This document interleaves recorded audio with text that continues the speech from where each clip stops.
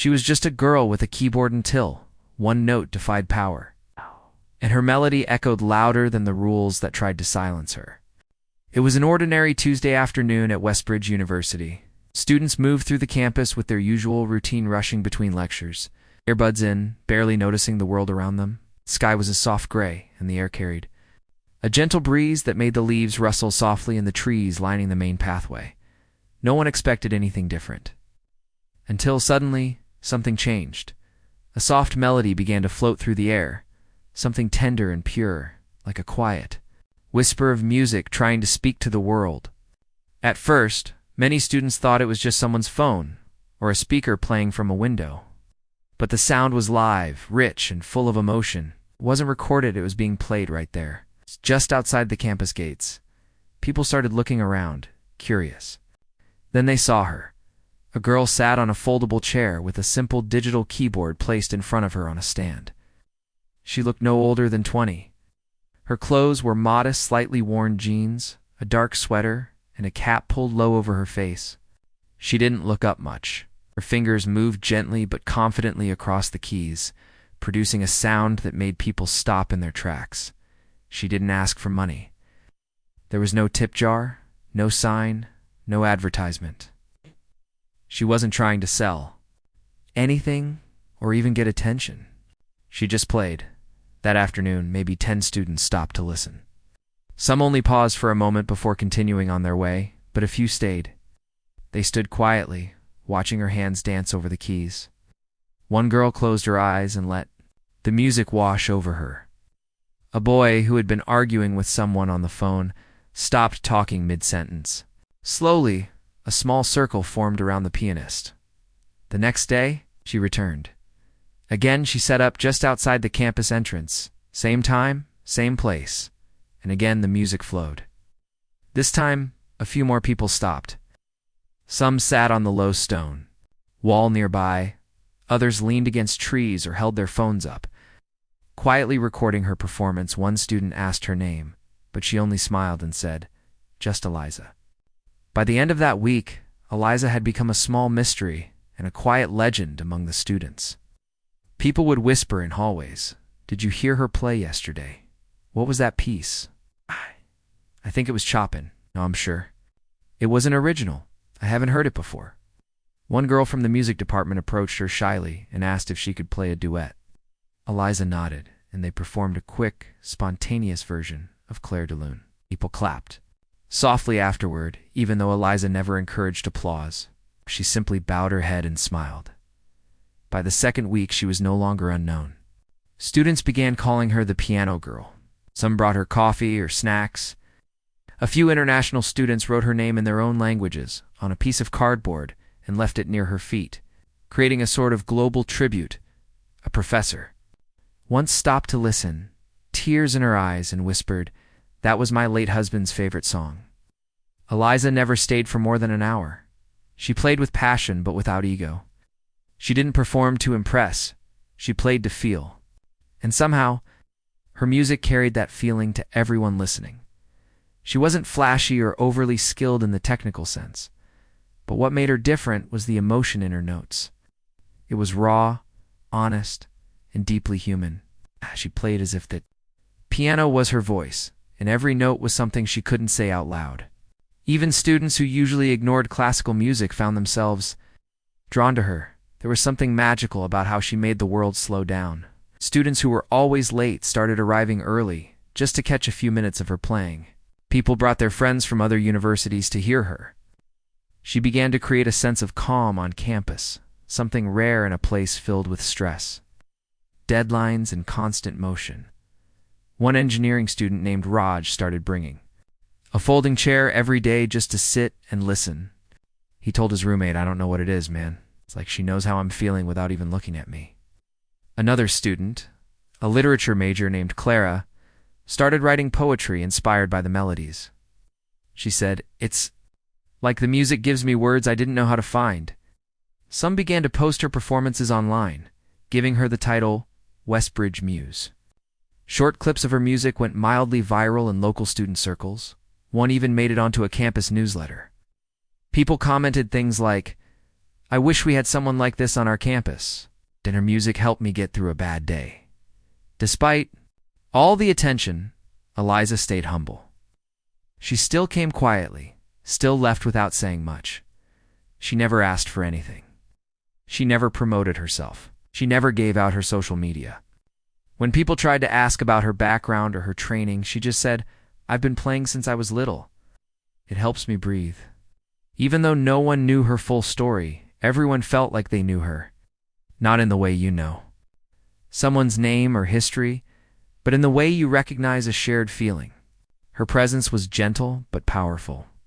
One rainy afternoon, she didn't show up. Students kept checking the gate area, disappointed. Someone even left a thermos of hot tea on the stone wall just in case she came late. The campus felt oddly empty. That day, people missed her more than they expected. And when she returned the next day, the plastic cover on her keyboard to protect it from the light drizzle. People smiled and waved like they were welcoming back an old friend. It wasn't. Long before she became part of the campus culture, you'd hear someone say, "I'll meet you after Eliza plays," as if her session was part of the class schedule. Even professors joked, "Should we start lectures after the music?" But while the students and some staff embraced her, not everyone was pleased. There were murmurs among the administration. Some believed she was a distraction, that her presence was unofficial and unapproved. A few strict faculty members complained about students gathering outside before class, calling it a risk for traffic flow and safety. Others said it encouraged unproductive loitering. Yet for the students, she had become a quiet symbol of something more than just music. She represented freedom, art, emotion, everything that often gets lost in the competitive world of academia. Eliza didn't know it yet, but her melodies were about to cause a storm. It's not a loud one, but the kind that builds slowly, one note at a time until it can't be ignored, and in the hearts of everyone who heard her play. The melody had already planted its roots. The weather was bright, and the air felt light. But something heavier was about to fall upon the peaceful rhythm of Westbridge University. Elisa, the girl who had become known as the piano girl, was already sitting near the gate, her fingers moving softly across the keyboard, sending another beautiful tune across the campus entrance. Students gathered as usual. Some sat on the wall nearby, others leaned on their backpacks, smiling quietly. It had become part of their routine.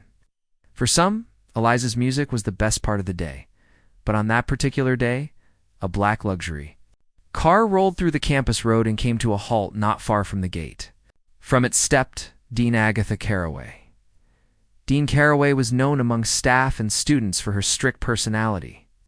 She walked with purpose, heels clicking sharply against the pavement, blazer perfectly ironed, and her expression always serious.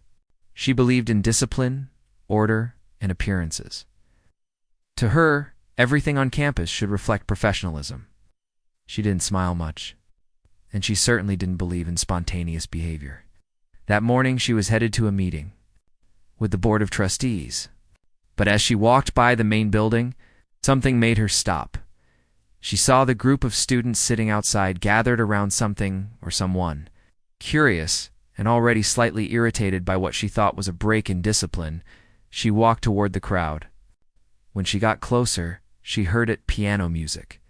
Her eyes narrowed as she stepped closer and saw Eliza, sitting calmly with her head tilted slightly, her fingers dancing over the keyboard. The students surrounding her were clearly relaxed, some even had their eyes closed. Others were swaying slightly to the rhythm. Dean Caraway stood there for a full minute, arms folded, saying nothing. Then she spoke. "Excuse me," she said sharply. Eliza paused, her hands lifting off the keys. The students turned. A few looked nervous. They knew that tone. "Who authorized this performance?" the dean asked, her eyes cold. Eliza stood slowly. "I'm not part of the university, ma'am," she said politely. "Just play here. I don't ask for money." Dean Caraway looked at the keyboard, then at the small crowd. "This is not a performance hall. This is a university, an academic space. You are not permitted to set up personal equipment and create gatherings without official approval." The students were silent, tried to speak up. "She's not bothering anyone." Dean Caraway cut him off. "It's a distraction, and an unregulated one. Move along, all of you. Without raising her voice, she had ended the music. Eliza gave a small nod, packed her keyboard into its case, and quietly wheeled it away. No arguments, no complaints. The students stood still, unsure of what to do. One muttered she didn't even let her finish the song, but no one challenged the dean directly. She stood watching until everyone had dispersed. Then she turned on her heel and walked away. The next day, Eliza did not return. A strange quietness filled the entrance. Students slowed down instinctively, half expecting the music to begin, but the space was empty. The stone wall where people used to sit looked lonely. Some students stood around for a moment, then continued on. By noon, the absence was noticed. More deeply in one of the classrooms, a girl whispered to her friend, "She's not coming back, is she?" "I heard the dean banned her," the friend replied. Word spread quickly across the campus. People started talking at lunch tables, in hallways, even in the library. Can they do that? Why would she ban her? Is anyone actually complaining? The university's official explanation came the next day. Notices were placed near the gate and on bulletin boards. They read, "Due to concerns about crowding, campus safety, and unauthorized activity, all non-student performances or gatherings on university property are strictly prohibited.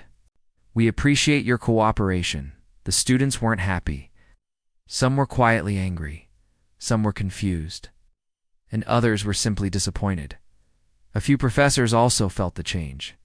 A literature teacher started class by saying, "It's strangely quiet outside today, isn't it?" One of the students answered. "They banned the piano girl." The professor said nothing for a moment, then just nodded and continued with the lesson.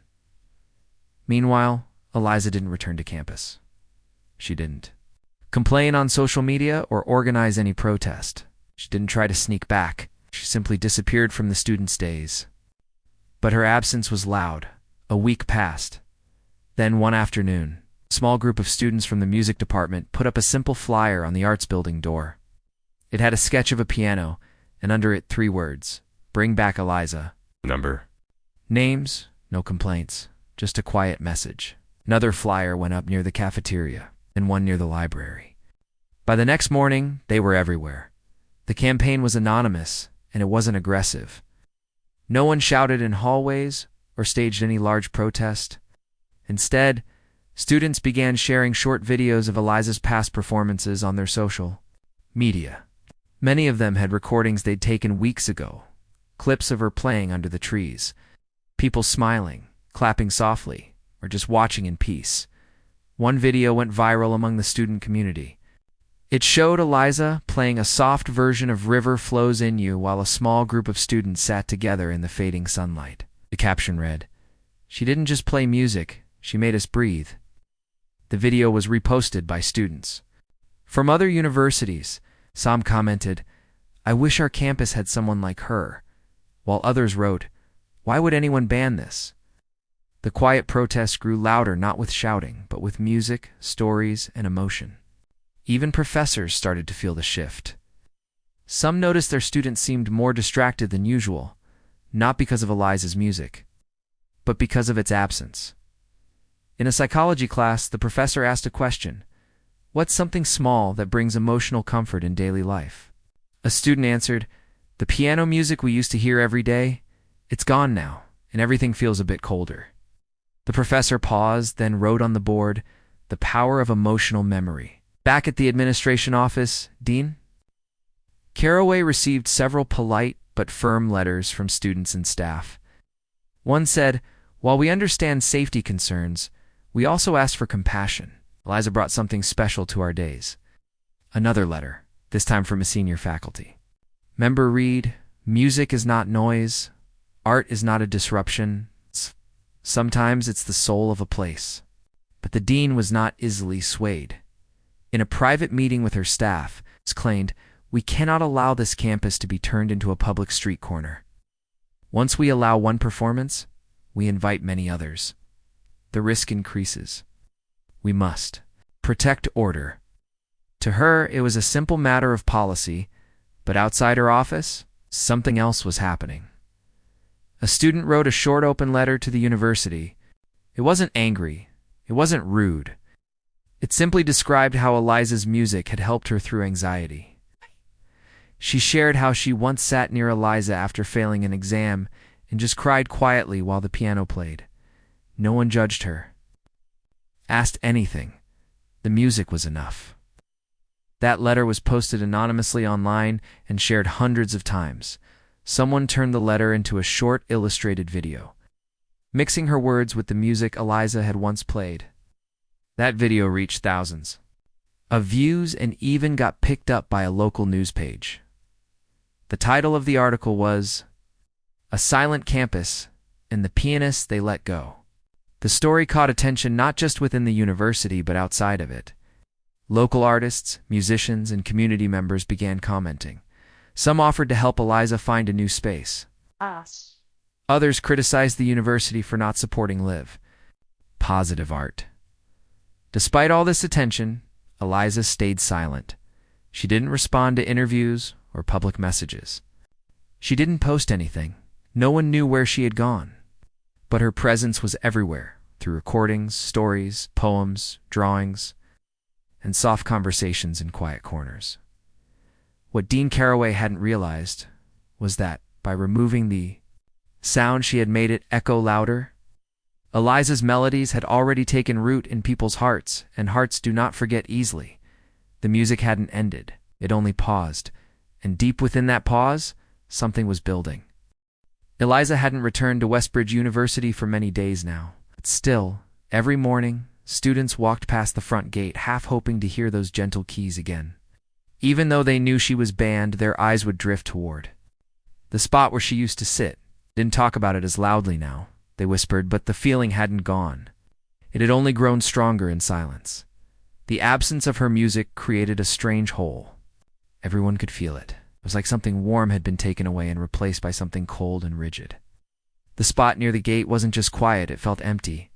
Even though the sun still shone and the trees still swayed with the breeze, it wasn't the same. Some students said it felt like the soul of the campus had been turned off. In the library, a few students gathered after class to talk about what they could do. They weren't loud or rebellious students, just regular ones who missed something that had become part of their daily life. One girl named Leela from the arts department suggested organizing a student concert in protest. But another student, Mark, shook his head. "If we try to play music on campus now," he said, "Dean Caraway will shut it down. We'll get disciplinary warnings. She's serious about the rule." Lila nodded slowly. "Then maybe we don't do it on campus." That idea sparked something. Over the next few days, they began planning something different. They couldn't bring Eliza back directly, but maybe they could bring her music back in another way. It's a digital way. So they started a project called The Melody Lives. It began with a few short videos clips of Eliza's old performances that students had saved on their phones. They edited the videos carefully, adding captions like, "This is what peace sounded like at Westbridge. She wasn't just a pianist. She was our calm. Music is not a disturbance. It's healing." They uploaded these videos on shared Instagram page. Spade at first had only had a few followers, mostly students from the campus, but soon word began to spread. Friends from other colleges started sharing the posts. Alumni saw the videos and remembered their own days on campus. Even strangers who had never heard of Elisa before began following the account. The page exploded in less than a week. The page had over 20,000 followers. Students began sending in stories times when they sat near Elisa after bad news, or when her music helped them concentrate, or even when her melodies reminded them of home. Some international students sent in messages written in different languages, all sharing one thing: how much her music had meant to them. It wasn't just about a girl playing piano anymore. It was about what she represented: kindness, emotion, peace, beauty, and freedom. The movement had no leader. It was just students, dozens of them working quietly, respectfully, but with deep emotion. Some designed t-shirts that said "Let her play." Others printed small stickers shaped like piano keys and left them on benches, bulletin boards, and notebooks. Someone even made a painting of Eliza playing under a tree with students gathered around, listening. That painting was copied and posted on nearly every hallway across campus. Then came something no one expected. One morning, a Professor Keller from the music department, older man with white hair and a soft voice, stood before his class holding a small speaker. Before starting the lecture, he pressed play. Eliza's music filled the room. For the next 5 minutes, no one spoke. The professor simply looked out the window, listening. The students, surprised but emotional, sat still. When the song ended, he turned to the class and said, "That's what music is supposed to do. Not distract, but remind us we are alive." Word of that moment spread fast. Soon, other professors started doing the same, playing small pieces of Eliza's recordings at the beginning or end of class. One English teacher played a song before discussing poetry. A psychology professor used her music during a session about emotional resilience, even though Eliza herself had not returned. Her music had. It was echoing louder than ever. Olive. This made its way to the dean's office eventually. Dean Caraway wasn't unaware. Her assistants showed her the videos, the social media accounts, the paintings. She read the open letters and saw the interviews. But her response stayed the same. Policy is policy. Emotion is not reason. One of her assistants tried to speak up gently. "Ma'am, it's not just about the rules anymore. It says, become something bigger." Caraway remained calm. "I understand, but this university is not a performance hall. We have standards to maintain." But even she couldn't ignore it forever. One morning, as she walked toward the administration building, she passed a group of students sitting on the grass. They weren't protesting, they weren't chanting. They were simply sitting in a circle, listening to a Bluetooth speaker quietly playing Eliza's music. One student had brought a small candle and placed it in the center. Dean Caraway didn't say anything. She paused for just a second. Then she walked on. That afternoon, the University Student Council held a meeting. Normally, these meetings were boring, filled with discussions about cafeteria prices or bus schedules. But this time, the room was full. Students from different departments came, even those who had never cared much about council politics. They voted on a new proposal to allow independent student-nominated artists to perform during campus hours, in approved zones with guidelines. It was unofficial, symbolic only. But it passed, with over 90% in favor. That night, someone anonymously slipped an envelope under the door of the music department. Inside it was a folded paper with the words, "I miss playing, but I don't want to cause harm. If my music ever finds its way back, let it be for peace." Eliza, the music department, posted a picture of that note on the wall beneath the words, "Let the melody return." Soon after, something happened that shook the campus again, but this time in the best way. The university announced its annual spring festival. It was usually full of booths, snacks, speeches, and student showcases. But this time, a new section was added to the poster. Special performance, a tribute to the music we missed. The entire student body knew what it meant.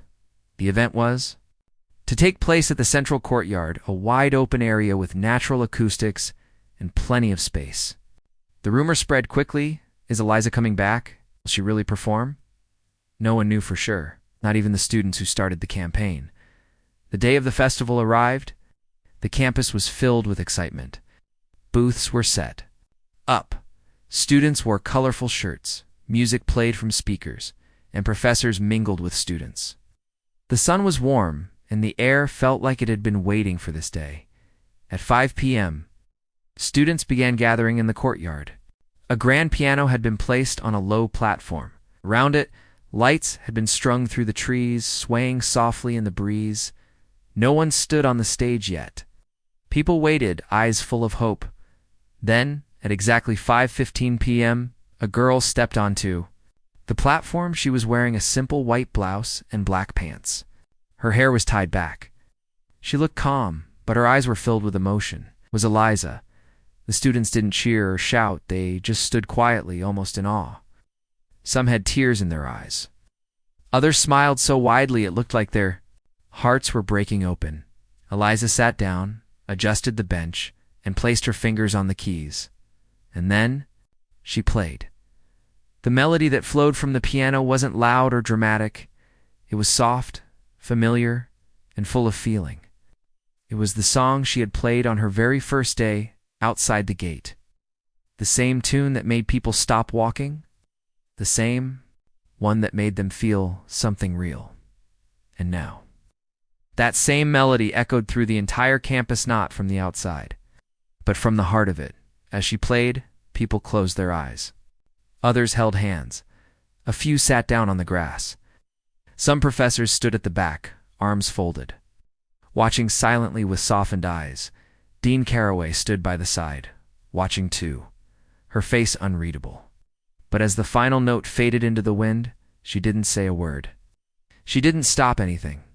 She simply turned and walked away, slowly, lost in thought. Eliza bowed gently. She didn't speak. She didn't need to. That night, Westbridge felt whole again. Her music had returned not through rebellion, not through anger, but through love, patience, and the power of a quiet melody that refused to be forgotten. And though she had been banned, her echo now lived in every corner of that campus, through speakers, through art, through memory, and most importantly, through every person who had once stopped to listen. The performance during the Spring Festival became the most unforgettable moment in Westbridge University's recent history. Eliza's return had been simple. She hadn't spoken. She hadn't asked for applause. She had just played, and that was enough. It was like a secret had been shared between her and everyone who was there. The music had said everything that words couldn't. After that evening, things began to change, slowly but noticeably. The university didn't officially announce anything, but the silence from the administration said a lot. The rules about performances remained posted, but nobody stopped the small Bluetooth speakers. Students began carrying again. Every now and then, someone would sit near the courtyard and quietly play Eliza's old tunes on a phone or speaker. No one interfered. Then came something surprising. Eliza began showing up on campus again. Not every day, and not in the same spot as before. But sometimes in the evenings, near the back gardens, she would bring her keyboard and play for a small group of students. It wasn't advertised. There were no posters. People just knew. Word would spread quickly when she was spotted. She's playing behind the arts building. Someone would whisper, and within 20 minutes, 30 students would be sitting nearby, listening. It felt like something secret, something special. No one clapped loudly. They didn't cheer. They just listened, grateful. Eliza still wasn't a student. She had no official role at the university. But somehow, she had become part of it, again this time, deeper than before. She never talked much about what happened during the ban. But those who got the chance to speak with her said she was kind, humble, and soft-spoken. She wasn't angry. She wasn't bitter. She was just happy to play again. Meanwhile, the students continued to support her. The Instagram page that had started the Melody Lives campaign had now grown to nearly 50,000 followers. It became a place not just for sharing her music, but also for sharing stories of peace, creativity, and mental health awareness. Students wrote about how music helped them during stress, anxiety, and heartbreak. It became a safe space, and Eliza's name was at the heart of it. Teachers also noticed the shift. One art professor said during a seminar, "What we're seeing isn't just about music. It's about belonging, about emotional connection. That's what a true education environment should offer." One professor even wrote an article titled, "The Soundtrack of Healing: Why Eliza Matters." It got published in a national education journal, discussing how emotional well-being is just as important as academic structure, and how one girl with a piano had changed the emotional rhythm of an entire university. But not everyone was happy. Some members of the administration still believed that allowing Lisa to return unofficially was dangerous. They worried it set the wrong example, that anyone could do whatever they wanted and win sympathy by becoming popular. They believed the rules should apply equally, and letting Eliza play without permission sent a mixed message. Dean Caraway, especially, struggled with what had happened. She had made a firm decision, and now, without reversing it officially, the university seemed to be letting Eliza back in, quietly, respectfully, but still openly. One morning, she sat in her office, rereading emails and reports. Her assistant walked in. "There's another letter from a parent," he said, placing it on her desk. "What's it about?" she asked without looking up. "It's about Eliza. The parent said their daughter has started practicing piano again. Said she was inspired by the girl she heard at the spring festival, they said. It made their daughter happy again." The dean said nothing, just nodded and continued her work. But that afternoon, as she left the building, she passed by the science courtyard and paused. A group of 5 students were sitting in a circle. A small speaker played one of Eliza's recordings. They weren't loud. We're just listening, writing notes, sipping coffee. It wasn't a rebellion. It was peace. That night, for the first time, Dean Caraway went to the university's Instagram page. She scrolled through the posts. Videos of Eliza playing, artwork, poems, comments from students and alumni. Some posts had thousands of likes. But what caught her attention the most wasn't the numbers, it was the emotion. One post said, "I had never spoken to Eliza, but every time I walked by and heard her music, I felt seen, like someone understood me.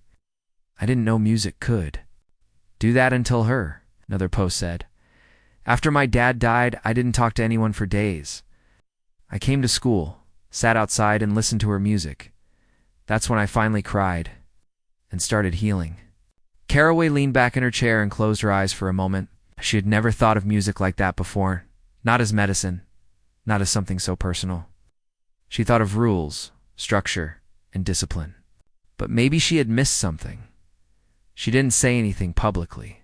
People close to her said she became quieter after that. Less harsh. They're more observant. Then came the next big turning point. The university announced a new project called Voices of the Campus. It was a student-led storytelling and performance event to be held monthly. It would include music, poetry, short talks, and visual art, all created by students or supported by them. And Eliza was quietly invited to open the first event. She accepted. This time, she performed not just one piece, but 3. The courtyard was full. Faculty, students, and even some parents sat under lights strung across the trees listening. Her last piece was an original composition, one no one had heard before. It was soft, slow, and emotional. When she finished, she didn't say anything for a long moment.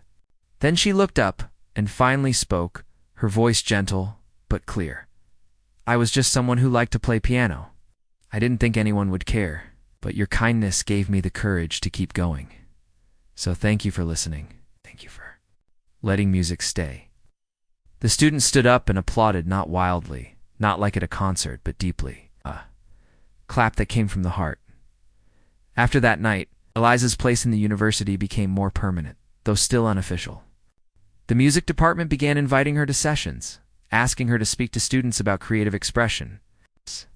She even helped organize small workshops on emotional health through art. She was no longer just the piano girl at the gate. She had become part of the university's soul. A year later, something remarkable happened. Eliza received an official offer from the university, a part-time role as a community arts fellow. She would be helping with music events, emotional wellness projects, and creative outreach programs. The position didn't require a degree, just heart. And Eliza had plenty of that. She accepted the role quietly, just like she had accepted everything else in her journey, with grace and humility. The same week she signed the papers, she visited the front gate once more. For the first time since being banned, she sat on the very same stone bench where it had all begun. She set up her keyboard again. A small group gathered. This time it felt like coming full circle, and when she played, it wasn't just for the students. It was for everyone who had ever felt unheard, unseen, or misunderstood.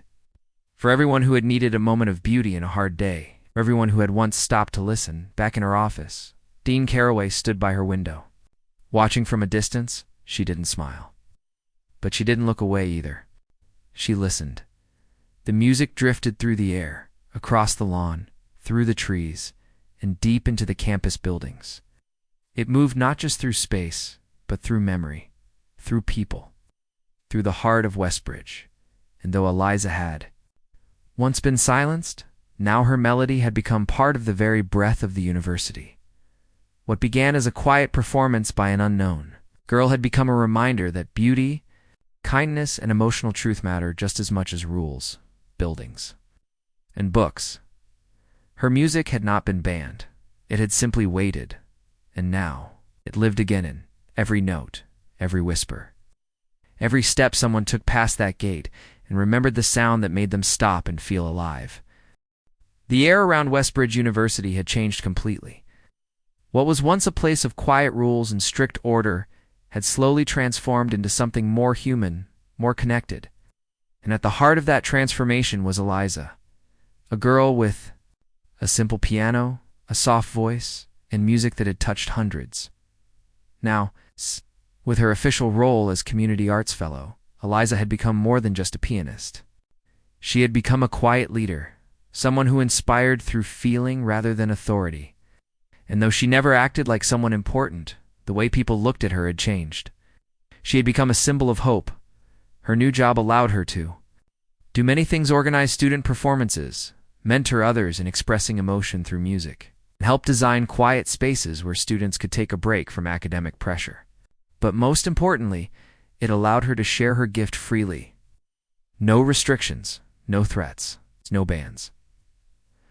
One of the first things she did in her new role was launch a campus-wide project called the Listening Hour. For 1 hour, a quiet open space would be reserved where anyone could come, sit down, and listen to live music or ambient sounds. No talking. No phones, just listening. She believed that sometimes people didn't need advice or lectures. They just needed peace. A pause. The project started small. The first session had only 8 people, but by the 4th week, over 200 students showed up. Some sat on the grass, others laid down on yoga mats, some even closed their eyes and let the music carry them away. It wasn't about being a concert, it was about being present. Professors, 2 began attending. Some even brought their own instruments. A history professor brought a flute and joined in one session. A shy science student played the cello during another. It became a space where music didn't care who you were, only how you felt. One evening, after a session ended, a girl named Sophie approached Eliza. Her eyes were red from crying. "I just wanted to say, your music helped me stay here," she said softly. "I was going to drop out. I felt invisible. But that hour made me feel like I mattered." Eliza didn't say much. She just hugged her. Sometimes no words were needed. Stories like Sophie's were not rare anymore. In fact, they started to appear all over campus, on bulletin boards, inside notebooks, in campus newspaper columns. Stories of students who had found strength again, not because of grades or trophies, but because someone had made them feel heard without even speaking.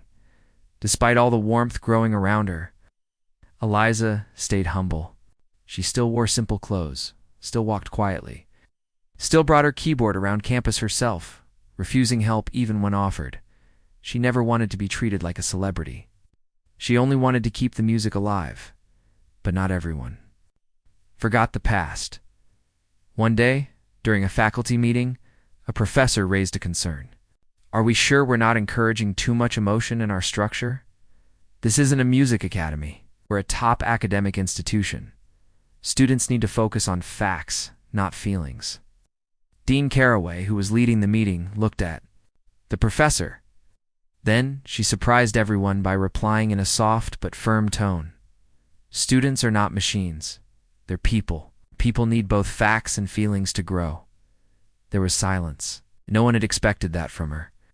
But it was a turning point. The dean had changed too, quietly and without admitting it. She still kept her posture and professionalism, but her heart had softened. Some said she even kept one of Eliza's music recordings in her office and listened to it during late-night work sessions. Change doesn't always need noise. Sometimes it just needs time and a melody. Then came a moment that made everything clear. The university was selected to host an international conference on humanities. In modern education, delegates from around the world were coming to attend. There would be speeches, panel discussions, presentations. It was a big event. The organizers wanted the opening. ceremony to include a performance that represented the soul of the campus.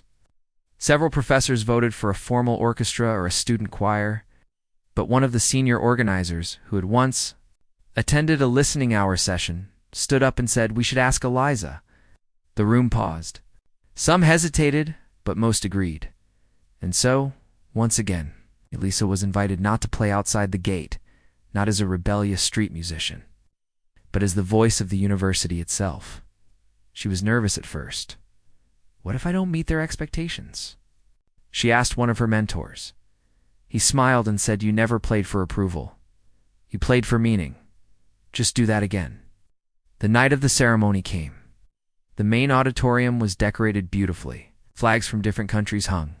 Around the hall, cameras were ready. Important guests sat in the front rows, deans, ministers, even international educators. Then, as the lights dimmed, Eliza walked onto the stage. There was no speech, no introduction. It's just her and a grand piano placed in the center. She took a deep breath and began to play. The piece she chose wasn't one of her older songs. It was something new, something quiet, like a gentle story. It moved slowly, like a soft breeze through a memory. As the melody unfolded, people in the audience stopped thinking. They just felt. Some closed their eyes. Some leaned forward, listening closely, and in those few minutes, Westbridge University told its story not with words, not with rules, but with music. When the final note faded, there was no immediate applause, just silence. The kind of silence filled with emotion, the kind that speaks louder than clapping. Then, one by one, people stood up. The applause began. It wasn't loud, it wasn't wild, but it was full of respect, of gratitude. The dean stood as well. After the performance, several delegates approached Eliza. One of them said, "That was not just music. That was a message." Another said, "If that's what your university stands for, you're far ahead of others." Eliza simply smiled. She wasn't looking for fame, just wanted the music to reach people. In the days that followed, the university received letters and emails from schools and colleges around the country asking if Eliza could visit their campuses, lead workshops, or even just share her story. They wanted to understand how one girl with a keyboard had transformed an institution, and Eliza did visit some of them. Not for money, not for awards, just to share, to listen, to connect. At one school, a boy asked her, "Why did you keep playing? Even when they told you to stop?" She looked at him and replied gently, "Because silence is not always peaceful. And sometimes, music is the only way we can speak." Her answer stayed with him, and with many others. Years passed, Eliza continued her work. She wrote music, mentored young artists, and quietly supported students who felt lost. Her presence never became less magical, even though it became familiar. One winter morning, while walking near the gate where it had all started, she noticed a young girl sitting with a small violin. She was nervous, playing slowly, missing notes. Some students passed by without noticing. Eliza sat on a bench nearby, listening quietly. After a while, she approached the girl and said, "That's a beautiful melody. Keep playing." The girl looked surprised. "But I'm not very good yet." Elisa smiled. "Neither was I at first. But every note is a step forward." And in that moment, a new story was beginning, just like hers had years ago. Because Elisa's journey wasn't just about a battle with rules or a musical protest. It was about something deeper. It was about creating space for expression, about helping others believe their voice mattered. Even if it came out through a piano, a paintbrush, or a poem, she had once been told her music was a disturbance. But in the end, her melody didn't disturb, it healed. It gave people a reason to pause, breathe, and feel something real in a world moving too fast. And now, that same melody lived in the hearts of thousands, not as a performance, but as a quiet reminder. Sometimes the softest sound makes the loudest echo.